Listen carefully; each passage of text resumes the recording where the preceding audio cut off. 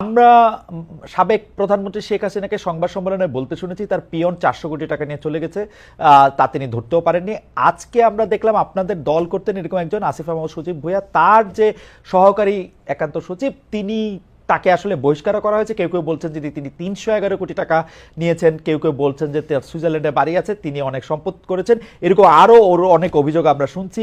কিন্তু আমার কথা হচ্ছে যে জনাব এপিএস এই কাজগুলি কখনোই করতে পারতেন না যদি না তার বস অর্থাৎ উপদেষ্টা জনাব আসিফ মাহমুদ সজীব ভুঁইয়া এটাতে তাল মিলিয়ে চলতেন, কারণ তার তো কোনো নির্বাহী ক্ষমতা নেই।